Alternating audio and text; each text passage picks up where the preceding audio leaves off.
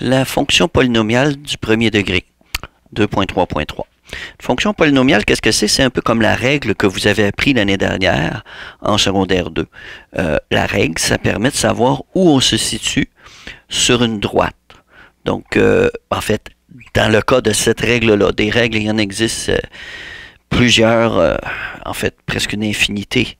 Des règles, il y en a, il y en a, il y en a, il y en a. On peut en inventer comme on veut.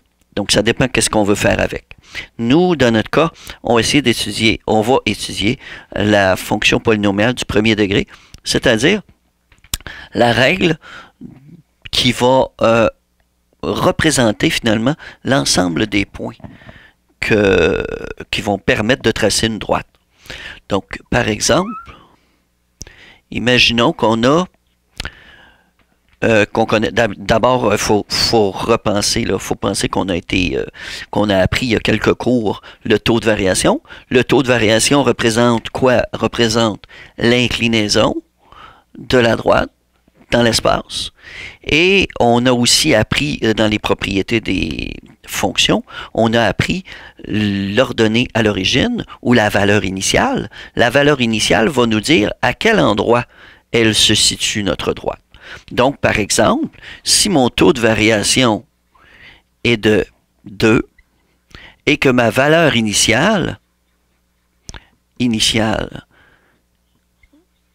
est de 3, à ce moment-là, mon équation, ou la règle, un ou l'autre, on dira que c'est y égale 2x plus 3. Parce que, ici, le taux de variation nous dit, n'oublions pas qu'un taux de variation, c'est delta y sur delta x. Donc, mon taux de variation me dit que à chaque fois que x augmente de 1, y augmente de 2. Donc, ça veut dire que, là, ici, le 3, ma valeur initiale, 1, 2, 3, ce serait ici. Donc, la droite passerait à chaque fois qu'elle augmente de 1. Chaque fois qu'elle augmente de 1, elle augmente de 2 unités. Donc, comme ceci. Encore une autre unité, elle serait rendue ici. Donc, ça ici, y égale 2x plus 3. On va la tracer. Si jamais son domaine, c'est les réels, ben à ce moment-là, la droite ferait genre, oups, un petit peu croche. Alors, ceci. Donc, ça veut dire qu'il y a différents points de cette droite-là. Par exemple, quand x vaut 2, que vaut le point? Ben, il ne vaut pas 2. Regardez, 2 fois 2, 4, plus 3, 7. Il vaut 7. Mettons quand il vaut moins 1. Quand il vaut moins 1. Que vaut-il? Moins 1. Donc, moi, là, vous voyez que c'est pas très mon point. C'est pour ça que ma droite est un petit peu croche ici. Parce que, en fait, quand x vaut moins 1, 2 fois moins 1, moins 2, plus 3, 1. Donc, mon point serait ici. Moins 1, 1. Alors, ces points-là vont nous permettre de trouver l'équation de la droite. Donc, on peut nous fournir différentes choses. Alors, on va aller voir dans les exercices qu'on nous propose ici. Et on va aller à la page 75, le numéro 7. Dans point de mire, page 75, numéro 7. Ça, c'est un des numéros les plus importants pour comprendre le lien qu'il y a entre le taux de variation et la valeur initiale. Alors, prenons l'exemple C. L'exemple C, on nous dit que le taux de variation est égal à moins 11 et que la valeur initiale est... En fait, on ne nous donne pas la valeur initiale. On ne nous donne pas la valeur initiale, on nous donne un point. On nous dit que ça passe par le point 0,2. Oups, excusez-moi. Donc, on nous donne le point 0,2. Donc, elle passe par 0,2. Mais nous, on sait que la valeur initiale, c'est quelle est la valeur de y lorsque x vaut 0? Donc, mon équation, y égale taux de variation, moins 11x, plus la valeur initiale, mais la valeur initiale, c'est la valeur de y lorsque x vaut 0. Ici, on l'a, donc ça va bien. Y égale moins 11x plus 2. Il y a toutefois des situations où on n'a pas la valeur initiale, donc l'ordonnée à l'origine. Alors, prenons un de ces exemples-là. On nous dit qu'au numéro F, donc numéro F, le taux de variation est égal à moins 2 et la droite passe par 3 moins 9. 3 moins 9. Donc, ça veut dire, à chaque fois que x augmente de 1, le y descend de 2. Augmente de 1, descend de 2. Mais comme elle passe par le point 3 moins 9, je ne sais pas où elle va passer. Mon point 3 moins 9, là, il est à peu près ici. 1, 2, 3, 1, 2, 3, 4, 5, 6, 7, 8, 9. Bon, mettons qu'il est ici mon point 3 moins 9. Alors moi, je sais que mon taux de variation va augmenter de 2 quand je vais diminuer de 1. Donc, je diminue de 1, j'augmente de 2. Je suis donc, ici j'étais au point 3 moins 9. Ici, je suis au point 2 moins 7. Donc, j'ai diminué de 1, augmenté de 2. Je vais continuer ici. Mon point est un petit peu trop à droite. Essayer de m'aligner comme il faut. Comme ceci. Ensuite, on me dit, encore une fois, je vais diminuer de 1, augmenter de 2. Je suis rendu au point 1 moins 5. Je diminue de 1, j'augmente de 2. Le point ici, 0 moins 3. Donc, ma droite passerait comme ceci. Wow! Mais là, je ne suis toujours bien pas pour faire ça à chaque fois. Donc, me dessiner un petit graphique et essayer de comprendre qu'est-ce qui se faisait. Qu'est-ce qui se faisait? Alors, ce qu'on va faire ici, c'est que là, on sait, étant donné que nous sommes dans une fonction polynomiale du premier degré, on sait que la fonction est du type fonction du type y égale moins 2x plus b. Le b sera quoi? Le b, c'est la valeur initiale. Donc, valeur qu'on ne connaît pas. Et le moins 2, évidemment, c'est mon taux de variation. OK? Alors, moi, je sais une chose, par exemple. Je sais qu'il passe par 3 moins 9. Donc, je vais marquer au point 3 moins 9, on a, ou G, comme vous voulez. D'abord, il faut se rappeler une chose.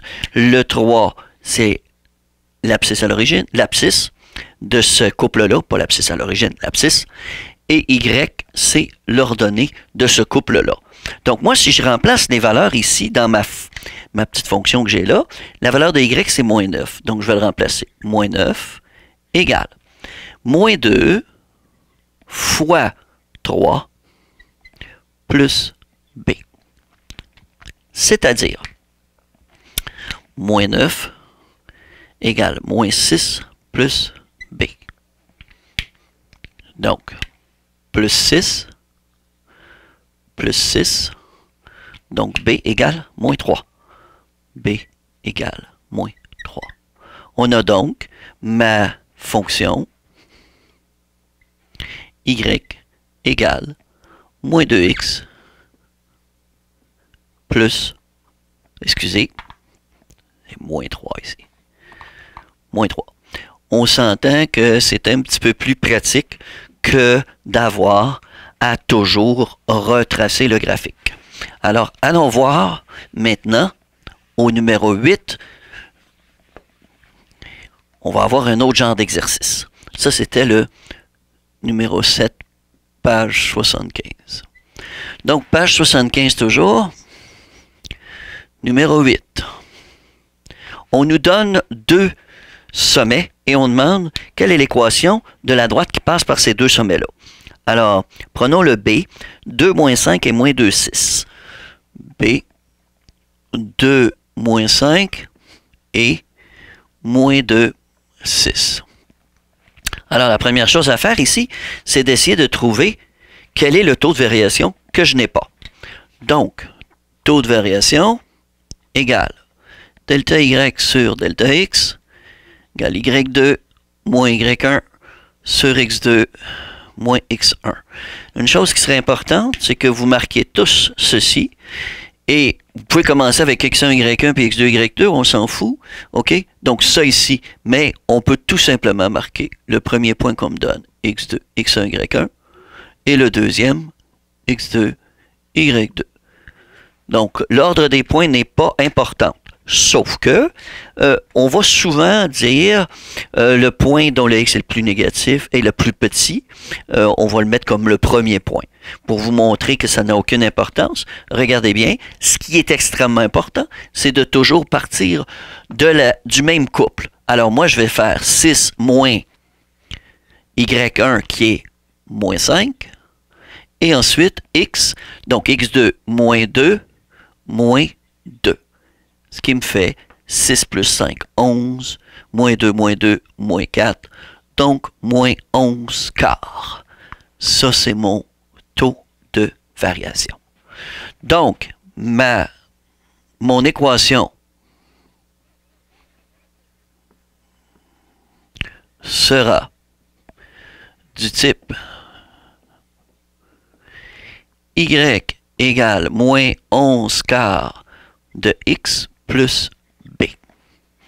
Donc oui, parce que je suis dans une fonction polynomiale du premier degré, donc une droite. Toutes les droites ont ce genre d'équation-là. Donc là, c'est encore plus important. Tantôt, là, j'aurais pu prendre, entre guillemets, là, j'ai pas besoin de dire quel point je prends, il y en a juste un. Sauf que, comme nos problèmes vont toujours être représentés comme celui-là, il sera très important de dire au point. Dans ce cas-ci, je vais prendre mon point x1, y1, 2 moins 5, g. Donc, j'obtiens. Donc, je vais remplacer. N'oubliez pas, encore une fois, ça c'est mon x, ça c'est mon y. Alors, je vais remplacer moins 5 ici. Moins 5 égale moins 11 quarts fois, je remplace mon x par 2. Plus B. Désolé pour l'utilisation du point, je ne veux pas qu'on se mélange avec le fameux X qu'il y a ici. Certains élèves se demandent toujours, quand on marque moins 11 fois X, comment ça se fait que je remarque mon X? Alors j'aime autant utiliser le point qui veut dire multiplier. Donc, moins 5 égale moins 11 fois 2. Faites-le, s'il vous plaît, à la calculatrice pour ne pas m'arriver avec, comme j'ai vu, moins 22 sur 8. Non, le 2 ne multiplie que le numérateur. Une fois simplifié, on obtient moins 11 demi plus B. Donc, je vais additionner 11 demi de chaque côté, plus 11 demi. 11 demi, c'est 5,5. Donc, on n'a que B égale moins 0,5. Donc, mon équation, Y égale moins 11 quarts, moins 0,5. Il y a une petite incohérence ici. On ne sera pas bien méchant pour ce genre d'erreur-là. Mais ici, on devrait, si on le marque en fraction, ben on va le marquer les deux en fraction. Y égale moins 11 quarts de x moins une demi. Si on le marque en notation décimale, on va marquer les deux en notation décimale. Y égale moins 2,75 x moins 0,5. Les deux sont aussi bons, puisque ici, on a des valeurs précises. Donc, pas de... comment est-ce qu'on appelle ça, donc? Ça va revenir. Développement décimal illimité périodique. OK? Alors, nous ne voulons pas un développement décimal illimité périodique là-dedans. Donc, si jamais ça arrive, on le met en notation décimale. Alors, avec ça, je pense que vous devriez bien comprendre la mécanique de la fonction polynomiale du premier degré.